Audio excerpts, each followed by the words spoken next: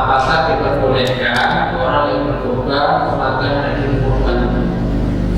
Itu saja, mungkin bisa dijelaskan.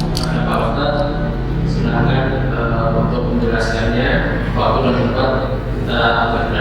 Assalamualaikum warahmatullahi wabarakatuh.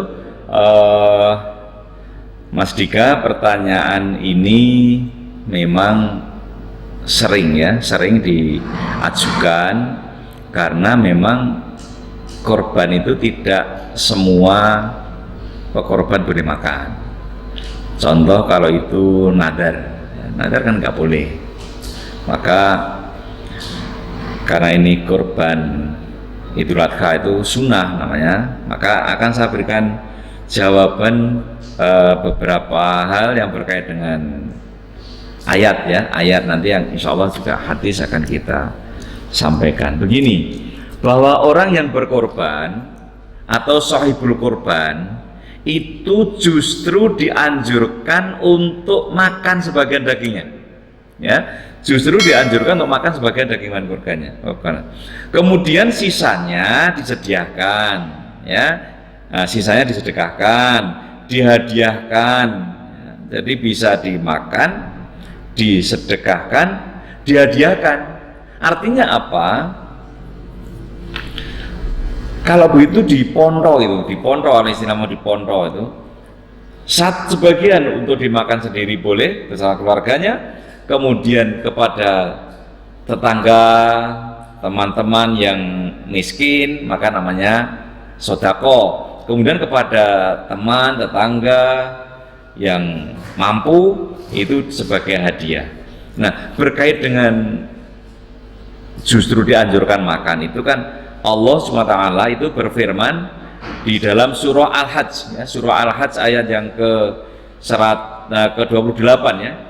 Yang ke-28 Allah berfirman fakulu minha wa at'imul ba'isal faqir. Makanlah sebagian dari daging korban dan berikanlah kepada orang-orang fakir.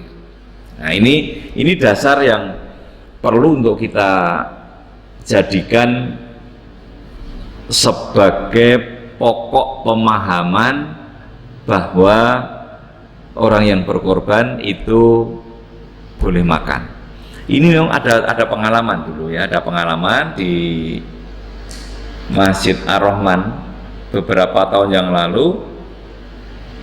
Itu ketika saya kirimi daging korban, yang korban itu nggak taunya ba'da zuhur itu datang ke rumah, ngirimkan bilang nggak boleh makan yang korban gitu. Saya tanya lah dasarnya apa ibu? Gitu.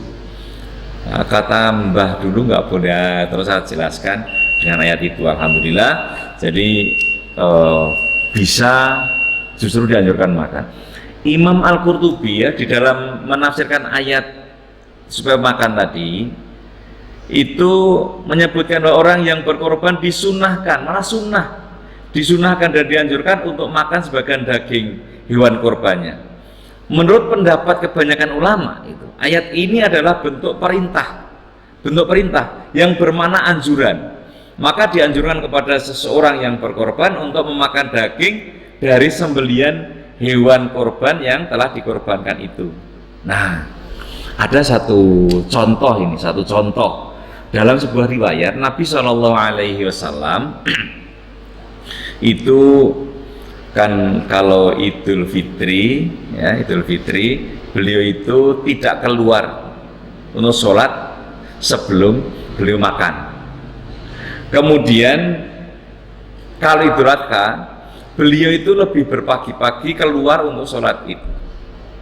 Nah, Nabi SAW itu setelah selesai sholat Id itu pulang. Kemudian keluar lagi berkorban. Ini berkait Idul Adha. Jadi keluar lagi berkorban. Begitu selesai menyembelih, ya itu dikuliti, Nabi itu mengambil hati.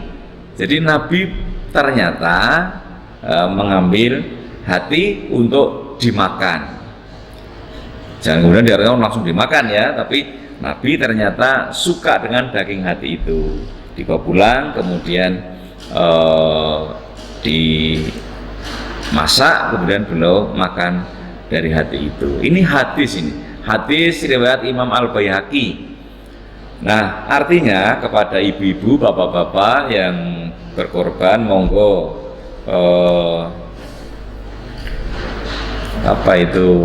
boleh, malah disunahkan. Nah, terus ini sekalian pertanyaan yang mungkin muncul begini, berapa yang boleh dimakan oleh shahibul kurban atau orang berkorban itu? Tidak ada ketentuan pasti, Jadi misalnya korbannya hanya kambing, ya, keluarganya ternyata ada 15. Kalau hanya ngambil sambil satu, ya nggak cukup lah gitu. Kalau begitu gimana? Ya pokoknya ada yang dipakai untuk keluarganya, ada yang diberikan untuk fakir miskin. Itu yang pemahaman bahwa untuk dirinya dan kepada yang lain. Cuma di masyarakat kita insya Allah, bahkan ini ada yang menjelaskan sepertiga untuk yang korban, sepertiga yang dipakai untuk hadiah, sepertiga yang diberikan sebagai sedekah. Kalau sudah bicara sepertiga, itu berarti eksak. Sulit kita membuat eksak. Akan lebih aman adalah apabila dengan sebagian. Nah, sebagian berarti cuma dibagi tiga, cuma hanya sebagian. Bisa sebagian besar, yang ini sebagian besar, yang ini sebagian besar, yang ini kecil, ini besar, ini besar, bisa.